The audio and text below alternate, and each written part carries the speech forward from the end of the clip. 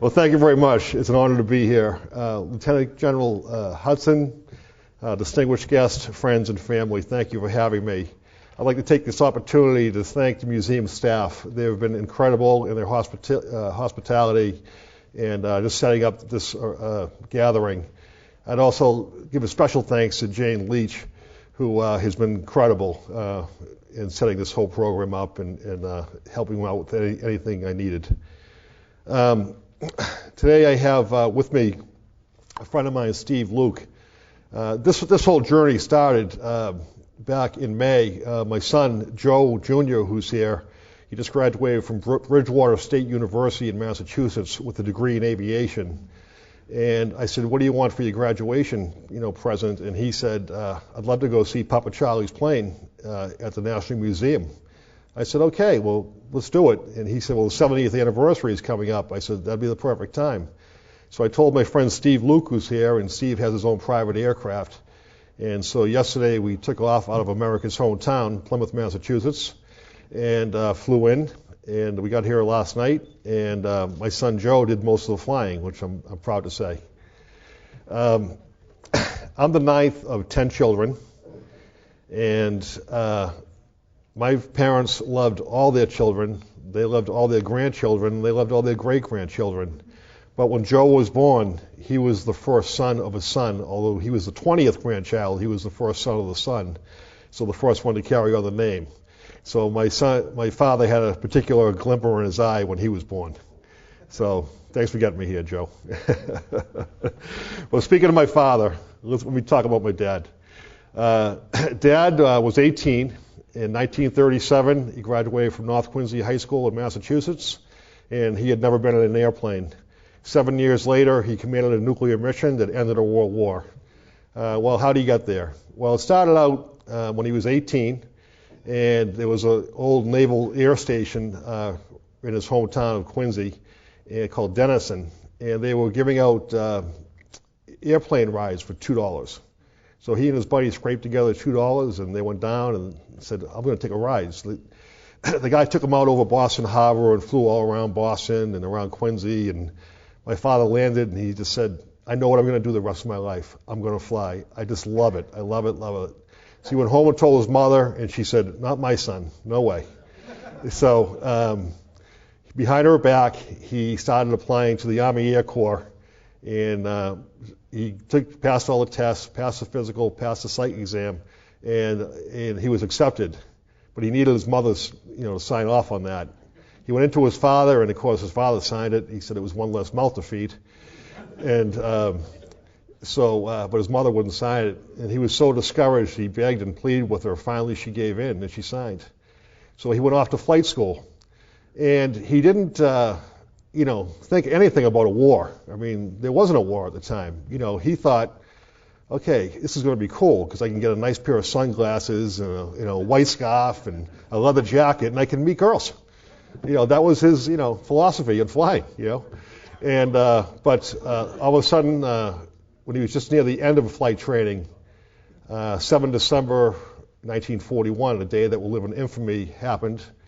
And the next day, he was commissioned to second lieutenant, and he got his first assignment to Jefferson Proving Grounds in Indiana. From Jefferson, he went on to Eglin Field. He became the base operations officer. And while he was at Eglin Field, pretty much he got the reputation as, if you need someone, to fly something, call Sweeney. He will fly it. He'll fly morning, day, noon, night. He didn't care. He would fly anything they had in their inventory. So he became, at that point, he was qualified in over 60 different aircraft. And one asked, Dad, you were qualified in 60 aircraft? Really? And he said, well, that's all they have in their inventory. So, they wouldn't have anything else to fly. But while he was at Eglin, there were three significant events that happened in his life. The first was one day the base commander called him up and said, Chuck, we need you to cordon off the airfield because there's a special plane coming in. I don't want anybody near it. I want security out there. And, of course, it sparked his interest. He said, okay. So we did that. And then he went up in the tower, and all of a sudden he saw this plane coming in. And as he said, It looked like the Cadillac of airplanes. It was a B-29, the first time he'd ever seen one. And he said, I got to get into that thing. So he went down to the tower, and he jumped in a Jeep, and he went flying out to the flight line, and that was the first time he met Colonel Paul Tibbets. And Tibbets got out of the plane, and he introduced himself and said, sir, I'm here at your disposal, whatever you need. And that was that. And then he put his spies all around the base. He said, follow that guy, let me know where he is. And that night, Colonel Tibbets went to the officers' club for dinner. And of course, my father showed up at the same time and said, Colonel, I met you earlier today. Would you like to have dinner? Oh, sure. So they had dinner, and every chance he got, he told him about his flying, escapades. And Tibbets said, I'm looking for some young pilots. He said, I'm flying to Wichita tomorrow. Why don't you come with me? So they did a couple of flights together. And after, I think, the third time, Colonel Tibbets said, why don't you take the wheel, Chuck? So he had never flown one, but he just loved it, and he started flying it. And when they landed, the colonel said, I think I like your style, kid. He said, I'm looking for pilots, and I'm going to have you join my unit. And he said, I'm honored, Colonel, but I have orders to India at the end of this year. And he said, well, I'll cancel them. So my father said, this guy, I know he's a colonel, but he doesn't have enough pull to cancel orders. And he said, this is the Army Air Corps. It's not the Air Force. The Air Force didn't exist at the time. And he's an air colonel. Well, let's see what he says. The next morning, my father got word his orders were canceled, and he was happy as could be. So that was, I think I said there were 3 significant events. That was the first. Every chance he got to fly, he flew the B-29. He knew the plane inside and out. So one day, his childhood hero showed up in Colonel Tibbets' office, Charles Lindbergh, and he said, I'd like to see the B-29. So he said, well, let me give you one of my best pilots. And my father was thrilled that Colonel Tibbets picked him to show Lucky Lindy the B-29. So he spent a day with them in the aircraft, and that's my father on the left, and then Charles Lindbergh with the hat. He was 23, I believe, at that time. And they spent the day, and they flew that afternoon, and he was just, thrilled to meet his childhood hero and a national hero of aviation as well. And the third event that happened at Eglin while he was there was probably the most important to me, is that's where we met my mother. She was an Army Air Corps nurse, also a World War II veteran. And he saw this good-looking gal walking into the officers' club, and it was a typical pilot-nurse, scenario during World War II. She was reaching for the salad, he stabbed her with the fork, you know the story. But anyway, he met my mother, and then they were married the next year, and the brood started. After Eglin, they went to Nebraska, Grand Island, Nebraska, and they were starting to put the 509th group together. And again, he was just flying every chance he got. And then one day, General Curtis LeMay showed up to Colonel Tibbets, and he said, show me the B-29. He said, let me give you Sweeney. So my father spent 2 days with LeMay. And LeMay, as most of you know, was a big, rough, tough guy, and he didn't take any BS from anybody. And so my father said, that's fine, I can show him, I can get him up in the air and show him how to fly this thing. But that's not what happened. They spent the first day just sitting in the cockpit. LeMay said, tell me about this, tell me about this, tell me about this. And my father said, it was incredible. He goes, I knew more about that aircraft than I thought I did, luckily. And he said the second day they flew in the morning and the afternoon. And when LeMay got done, he said to Tibbets, you got a pretty good pilot there. So, it was a feather in his cap. But anyway, from there they went on to, it was September of '44, and they went to Wendover, Utah, or as Bob Hope used to call it, leftover, because it's out in the middle of nowhere. If anybody's been there, it's in the salt flats of Utah, and there's not a city within 100 miles of it. And that's where they actually started to train for the dropping of the atomic bomb. However, they didn't know why they were there when they first got there. And as my father used to say, there are certain events in your life that you'll always remember. And one was that on a Sunday morning, he went to church, and then he came out of church, and an intelligence officer pulled up, and he said, "Get in the Jeep." And they got into the Jeep, and he drove about 10 miles out into the middle of the desert. And he's like, "What are we doing out here?" And he said, "Have you ever heard of Einstein's theory of relativity?" And ironically, my father had read it in 1939 in the Saturday Evening Post. And he said, I read it. I don't remember it, but I remember something about combustion and multiplying energy. And he said, yes, that's exactly what we're doing. He said, well, that's what we're doing with a weapon. And he said, really? Okay. And he said, and he reached down and grabbed a handful of sand, and he said, we're going to have one plane, one bomb, one city. And he threw and my father just said, that's impossible. He said, you are firebombing Tokyo every night. Over 500,000 people have been killed there. The city's in ruins. And how can you have one bomb? And he said, well, that's what we're working on. And he said, and you can never call it a bomb, and you can call it a gimmick, a gadget, you can call it a pumpkin. He said, but don't ever use the word bomb. And this is where he was told about the Manhattan Project. He said, don't ever use those words again. And then Silver Plate was the name of the 509th. He said, don't ever use that word again. And then Project Alberta were the scientists that were developing the bomb. He said, don't ever use that word again.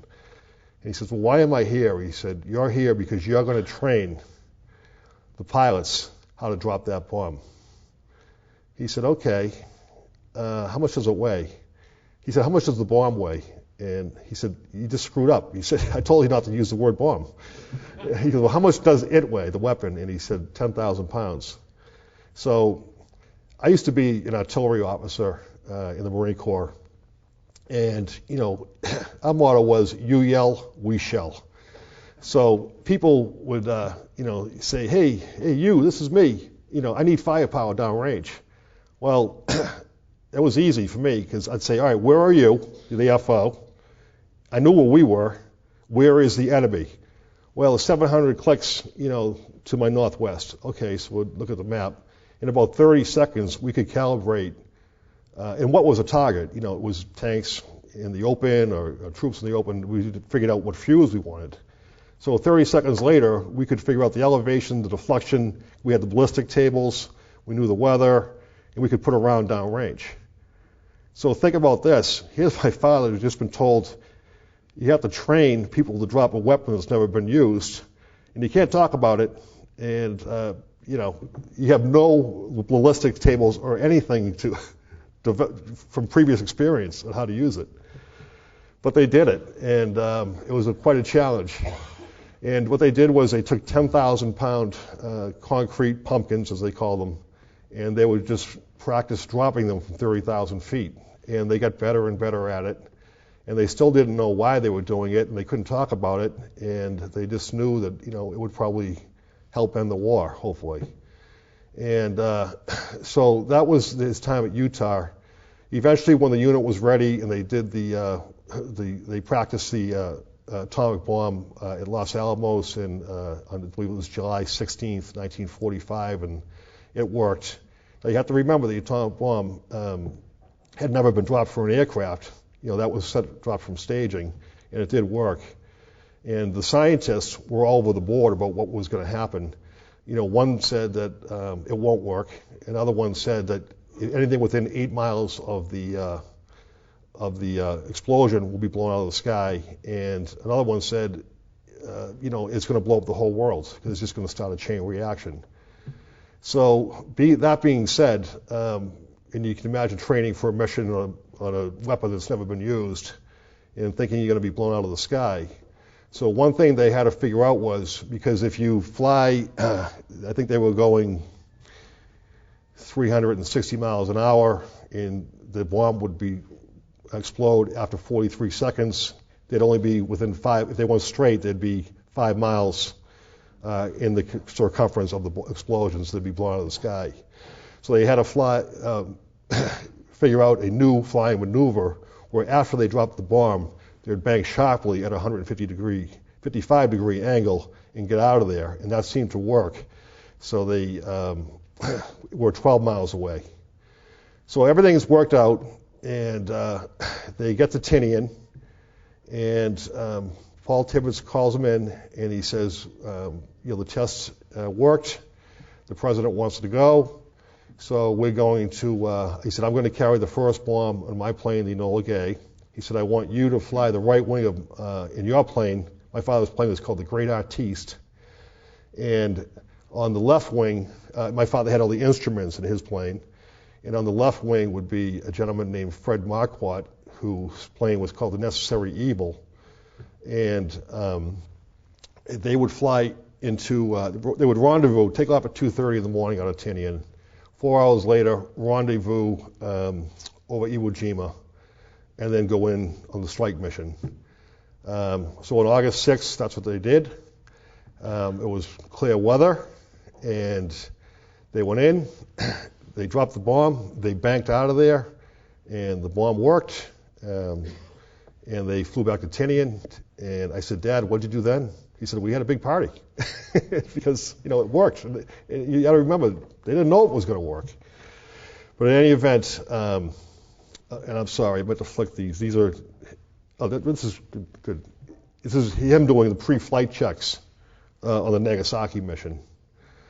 So on August 7th, Paul Tibbets called him in and said, Chuck, if the Japanese don't surrender, we're going to use another bomb in 3 days, and now it's 2 days. And he said, okay, Colonel. And he said, I want you to command the mission. He said, okay, Colonel. And he said, who is going to be my wingman? And he said, I want you to take Fred Block and this other guy, Hopkins. And my father said, aye, sir. And he said, what are the tactics? And he said, same tactics. And of course, my father's thinking, okay, 3 B-29s coming into a city. I think the Japanese will suspect something. But he said, same tactics? And he said, yes. And he said, aye, sir. So they used the same tactics. So at 2:30 in the morning on August 9th, they had problem number one.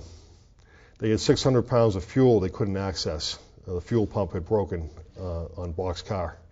Oh, and I'm sorry, Fred Block, rather than have all the instruments taken out of my father's plane, the Great Artiste, and have the guys work through the night, he said, just put the bomb in Freddie's plane, and Freddie can fly my plane. That's why my father flew Bockscar on that mission. And so that morning, Bockscar had a fuel pump break, and they had 600 pounds of fuel that they couldn't access. So he said to Colonel Tibbets, what do you think, boss? And he said, it's your call. So he said, well, I'm going to go, because when we came back from Hiroshima, we had plenty of fuel left. So he said, okay. So they took off. They were supposed to rendezvous over an island called Yokoshima, because Iwo Jima had a typhoon coming in. Now, if anybody that's served in the Pacific knows about typhoons, and so this island was close to Iwo Jima, but was, I think, 30 miles away. So they said they'll rendezvous over that in 4 hours at 30,000 feet. So he got to the rendezvous point. Fred Block pulled up right behind him, and the other guy never showed up. So he said, he's looking at Fred. It was radio silence. He's like, I don't know where he is. So they were supposed to circle for 15 minutes and then go to the target. They circled for 30 minutes, burning more fuel, and the other guy never showed up. It turned out he thought they said 39,000 feet, so he was 9,000 feet above them. And so they said, he just said to Block, let's go to the target. So they started heading to Kokora, which was the original target. And at that point, Lieutenant Colonel Hopkins broke radio silence, and he radioed back to Tinian and said, did Sweeney abort? And that got translated as Sweeney aborted. So all the high command thought that my father was going to fly back to Tinian. So they were all waiting for him, so they called all the air and sea rescue out and said, you're done for the day. Well, so he has a nuclear bomb. No one knows where he is. And so he starts heading to Kokora, which is the original city that was planned. Well, there was a city called Yawata near Kokora that they had bombed the night before. 244 B-29s bombed it because they had an armament plant there. When the weather plane went by in the morning, they said clear sailing to Kokora.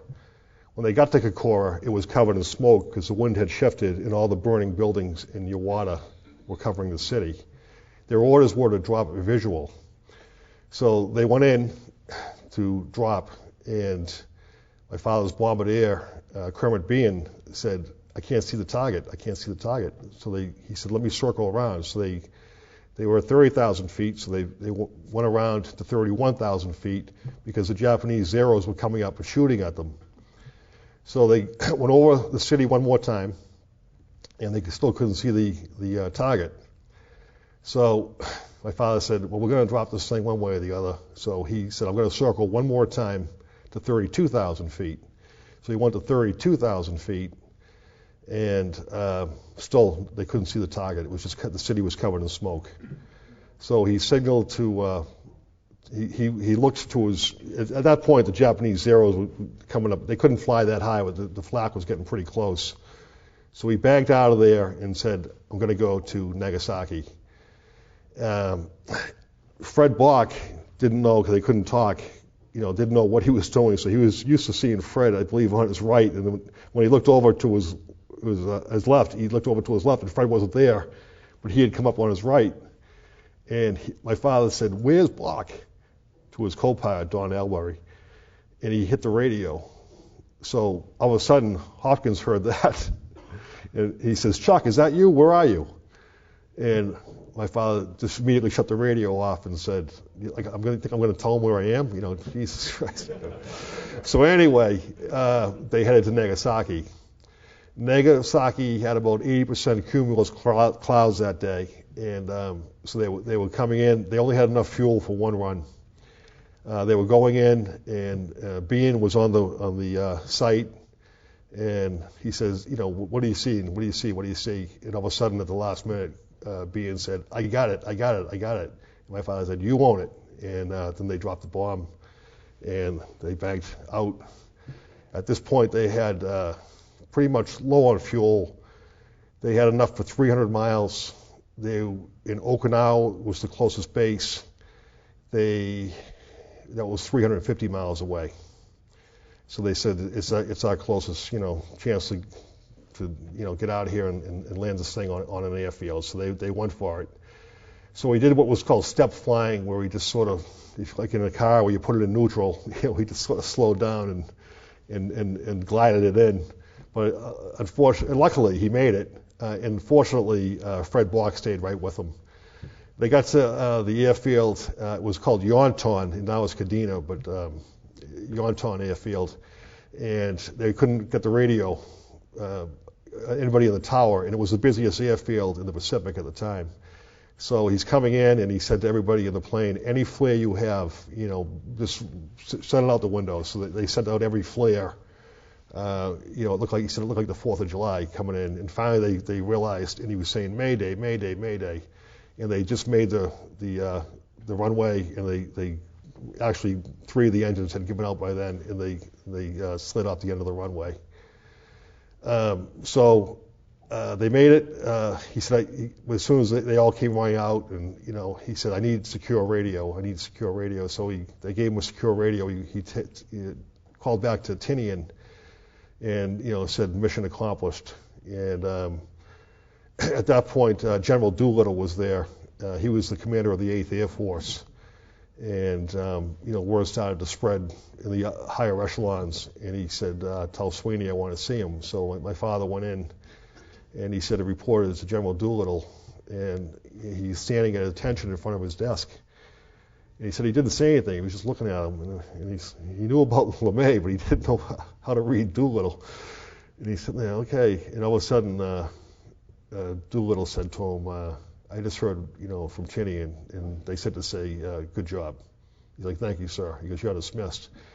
He reflected back on life later and said, I wonder if Doolittle was thinking, here I am, probably the last bombing mission on Japan, and he was the first bombing mission on Japan. I wonder if he saw that irony. But in any event, they went back to Tinian. They refueled up and went back to Tinian. And I just wanted to read one thing. This is a report that General Farrell sent back when they landed at Tinian. This is to General Leslie Groves, who's in charge of the whole Manhattan Project. It's in strike, and accompanying airplanes have returned to Tinian. Ashworth message 44 from Okinawa is confirmed by all observers.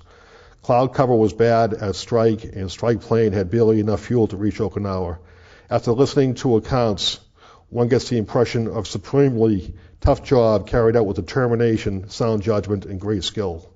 It is fortunate that the success of the mission and its leaders, Sweeney and Ashworth, were men of stamina and stout heart. Weaker men could not have done this job.